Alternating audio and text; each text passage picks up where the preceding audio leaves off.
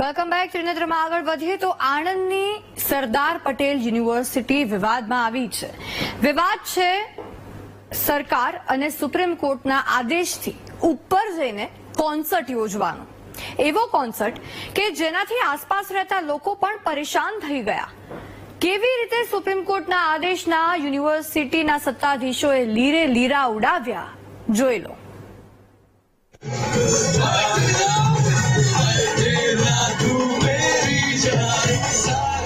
Supreme કોર્ટના આદેશની અવગણના,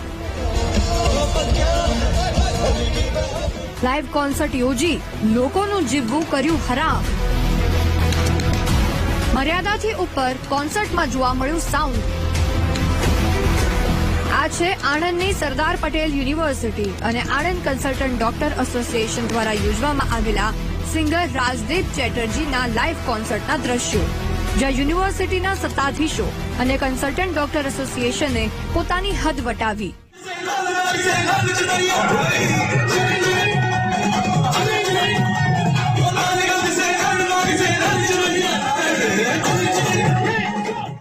નિયમોને નેવે મૂકીને કોન્સર્ટ યોજવામાં આવ્યો અને તે કોન્સર્ટમાં સાઉન્ડ સિસ્ટમનો અવાજ એટલો વધુ હતો કે આસપાસના લોકોનું જીવવું હરામ કરી નાખ્યું હતું. નિયમ પ્રમાણે 70 ડેસિબલથી વધુ સાઉન્ડ સિસ્ટમનો અવાજ ન હોવો જોઈએ. કોન્સર્ટમાં 130 ડેસિબલથી વધુ ઊંચો અવાજ. તમે ખુદ વિચારી શકો છો કે સરકાર અને સુપ્રીમ કોર્ટે ડેસિબલથી વધુ અવાજ પર પ્રતિબંધ લગાવેલો છે, પરંતુ અહીં યુનિવર્સિટીના સત્તાધીશોએ તમામ નિયમ નેવે મૂકી દીધા છે અને સિસ્ટમનો અવાજ એટલો ઊંચો કરી દીધો હતો કે નજીક રહેતા દર્દીએ ખુદ કાર્યક્રમમાં આવવું પડ્યું અને અવાજ ધીમો રાખવા માટે રજૂઆત કરવી પડી. જોકે કાર્યક્રમમાં પોતાની રજૂઆતને ન સાંભળવામાં આવી હોવાનો દર્દીએ આક્ષેપ કર્યો છે. હું અહીંયા સરદાર પટેલ યુનિવર્સિટી સ્ટાફ ક્વાર્ટર્સનું જે મેદાન છે એની બાજુની સોસાયટીમાં સજાનંદમાં રહું છું અને હાર્ટ પેશન્ટ છું. અત્યારે 135 ડેસિબલનો અવાજ આવે છે. બપોરના 3 વાગ્યાથી અવાજ વાગે છે. અવાજ કંટ્રોલ નથી કરતો.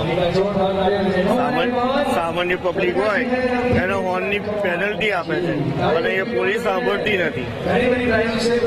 એમને રિક્વેસ્ટ કરી છે કે અવાજ ઓછો કરો, તમે એન્જોય કરો પણ અવાજ ઓછો કરો, બીજું કશું નહીં. તમે પોલીસ કમ્પ્લેન કરી આ બાબતે? પોલીસ સ્ટેશન હમણાં હું ગયો હતો. વિદ્યાનગર પોલીસ આ કંઈ કરાવું છું, એ કશું નથી થવાનું. તમારી શું માંગણી છે? અવાજ ખાલી ઓછો કરો, બીજું કશું નહીં. આજે 133 ડેસિબલ છે. આ વિડીયો ઉતારેલો છે. સૌથી મહત્વની વાત તો એ છે કે 1 એપ્રિલથી યુજી અને પીજીની પરીક્ષા શરૂ થઈ રહી છે, જેને તૈયારી કરવાને બદલે આ કોન્સર્ટ યોજવામાં આવ્યો. પત્રકારો પહોંચ્યા તો બાઉન્સરોએ તેમની સાથે ગેરવર્તન કર્યું. જ્યારે યુનિવર્સિટીના ઉપકુલપતિને સવાલ કરતા તેમણે મૌન સેવ્યું અને જવાબ આપ્યા વગર ભાગ્યા. સાહેબ, 1 તારીખથી યુજી અને પીજીની પરીક્ષા ચાલુ થાય છે યુનિવર્સિટીની, શું કહેશો? પરીક્ષા તો ચાલુ થાય તો પરીક્ષા આપશે વિદ્યાર્થીઓ. પરીક્ષા છે ને કોન્સર્ટ રાખવામાં શું કહેશો? પરીક્ષા અને કોન્સર્ટના કંઈ મતલબ વિદ્યાર્થીઓ તૈયારી કરતા જ હોય છે. વિદ્યાર્થીઓ આનંદ કરવા જોઈએ. સાહેબ, 100 ડેસિબલથી વધારે સાઉન્ડનો સિસ્ટમનો અવાજ હતો. એના સરકારનો નિયમ છે કે 70 ડેસિબલ હોવું જોઈએ. શું કહેશો?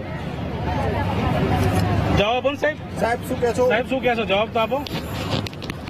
અને મીડિયા સાથે ગેરવર્તણૂક કરવામાં આવ્યું બાઉન્સરો દ્વારા, એના વિશે કંઈ કહેશો તમે?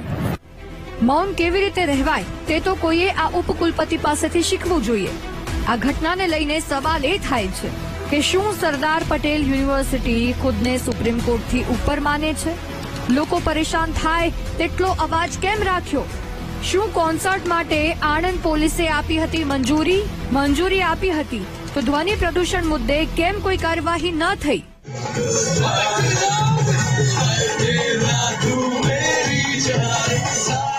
સવાલો તો અનેક છે. તેવામાં જોવાનું એ રહેશે કે આ નાચ ગાનના તાયફા અને કોન્સર્ટો પાછળ લાખો ખર્ચ કરનારા સામે પોલીસ અને સરકાર કોઈ કાયદાકીય પગલાં લે છે કે કેમ? Ghanshyam Patel, VTV news, Anand. ત્રિનેત્ર